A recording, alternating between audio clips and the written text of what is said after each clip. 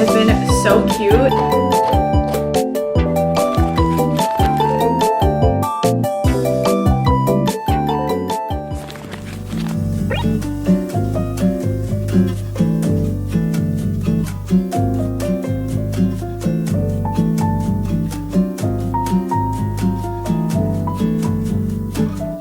Hi guys, good morning. I am not normally awake this early, but I'm trying to use my jet lag for good and be a morning girly. So I booked a Pilates class for 6:30 and I really want to eat before that.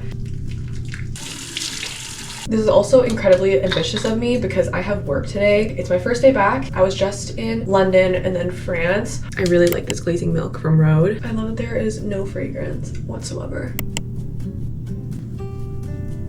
And I'm not sure if you guys are going to be able to tell, hopefully not, but I am experiencing quite a few breakouts right now. Hopefully I can get back into a healthier routine now that I'm home.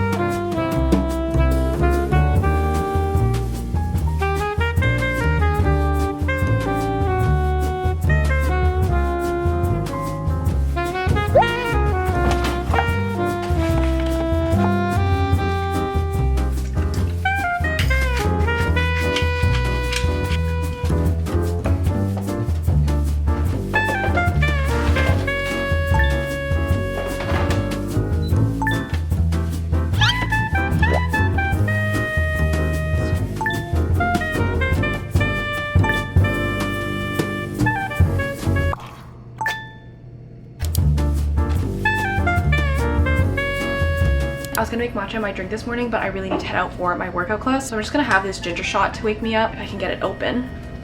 Oh my god. Oh, I got it. Oh my god. Ugh, but it's kind of good. This did not really toast in the pan like I thought it would, but cheers anyways. Anyways, I'm gonna finish this on the way to my workout class.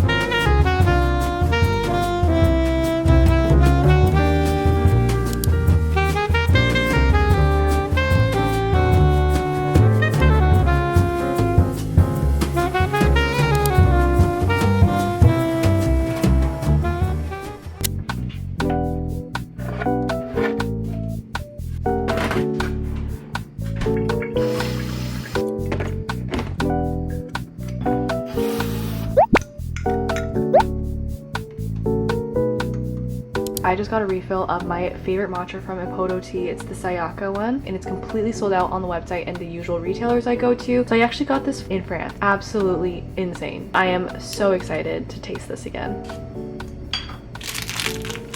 Like, just do you see that color? Insane. I usually try to get around to 3 grams.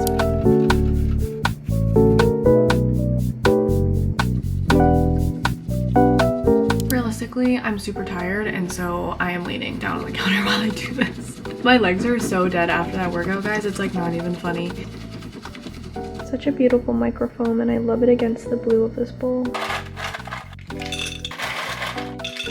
I'm actually gonna add the matcha first because I feel like I always add a little bit too much milk. Just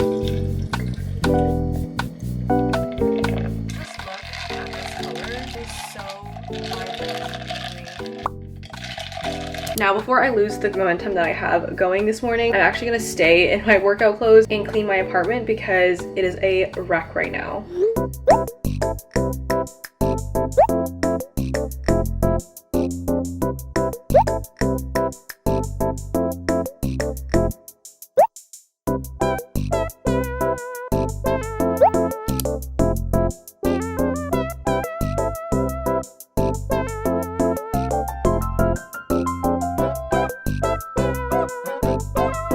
Okay guys, I've taken a body shower and I've changed into some comfy home clothes where I have to change and head into work. I have about an hour before I need to leave, and this gives me the perfect window to do the last step of my mindfulness morning routine that I have been neglecting for the last 2 to maybe 7 weeks. Not actually, but I have just done so much in the last 1.5 months. And so I just want to take some solo time to reflect and be grateful for it. So I'm going to be doing some digital journaling today and just go through some of my favorite memories from France. And with that, I want to give a huge shout out to Goodnotes for sponsoring this portion of the video. I was recently invited to go to London with them for their launch event, and there have been so many cool and new features that they've come out with that I've been wanting them to make for the last 2 years. And the one thing that I really love about Goodnotes is that it is so versatile and it's for so many different people. Obviously, I'm a professional student. I'm in pharmacy school, and so I use it for note-taking in my academics, but I also use it as a working professional at my internship. I think it's perfect for creatives as well, and essentially everyone who works digitally. So I'm going to show you guys how I use it to journal this morning and just capture some really good memories. And then I'll show you guys demos of the new features in student use cases. The 2 biggest updates from Goodnotes for me is the new addition of text document and whiteboard. I'm going to show you whiteboard first just because I think it is a little bit more unique, and it is the perfect canvas for any subject, truly. I have a little bit of a mind map for acute coronary syndrome in here, and you guys can just see it is so much nicer to have an infinite canvas. Everything that makes up this condition can be put in this canvas, and if I made this mind map really big, then I would be able to navigate it with this little tool in the corner. The toolbar has been updated, but it still has pen, eraser, pencil, highlighter, and tape with different patterns now. And I also really like the shapes now because you can draw different arrows super easily and just connect your ideas like that. I've also done it for the different therapeutics at the bottom, and I just know that I'm going to use whiteboard so much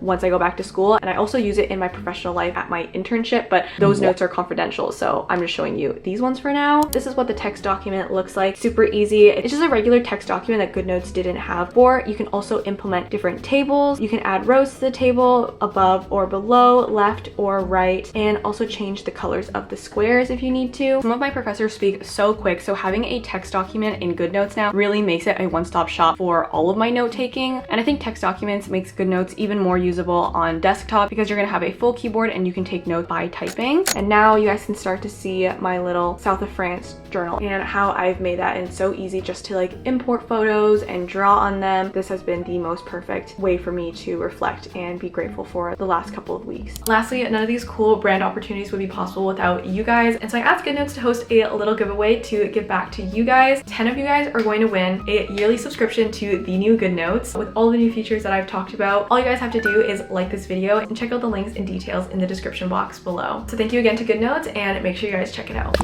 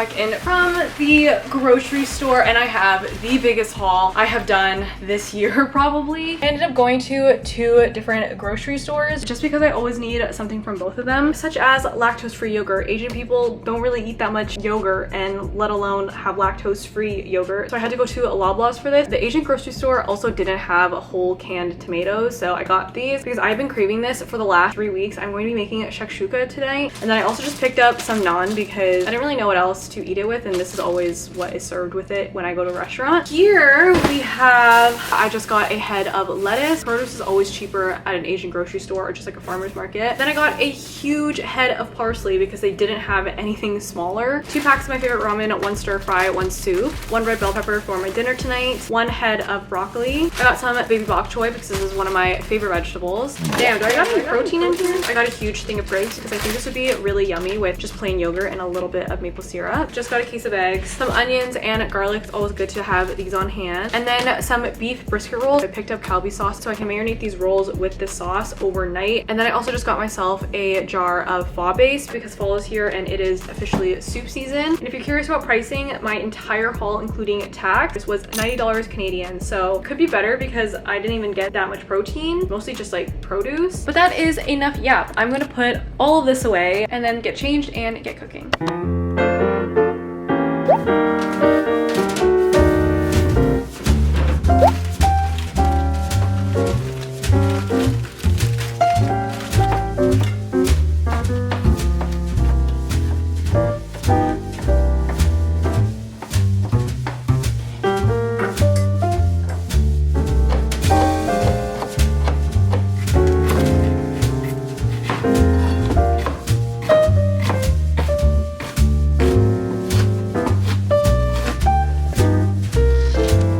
Really bad feeling about this can of tomatoes because I should have got ones that said peeled, and so I am just praying now that these are peeled or I'm gonna have to do them myself.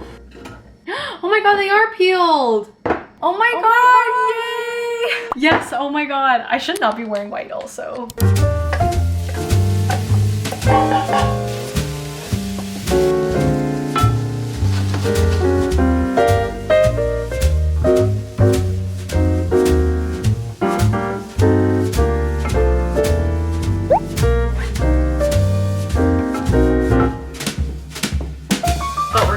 My favorite part of making shakshuka, which is the runny eggs. I think I'm only gonna do 2 because I had 2 eggs this morning. Actually, no, I'm gonna do more than that. I'm gonna do 4, but I'm not gonna eat all of them. I'm gonna save some of this for tomorrow. I'm not sure how this holds up in the fridge, but we're gonna go for it anyways.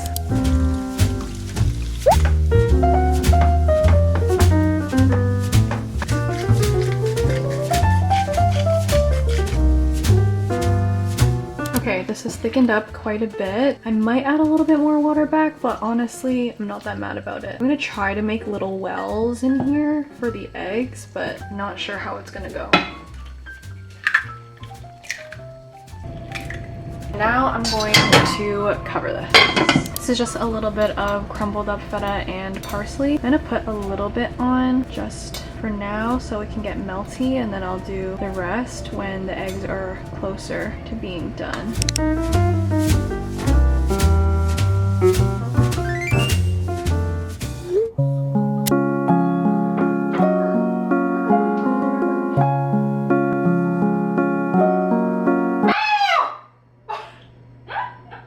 Literally my dream night because just look at this final product. I am so excited to eat right now, and there's even a new episode of The Fragrant Flower Blooms with Dignity. I'm on episode 4. It has been so cute. I'm getting like butterflies and like kicking my feet. Ugh, it's just so perfect. And I'm thinking we should crack one of these egg yolks together. It just looks so good.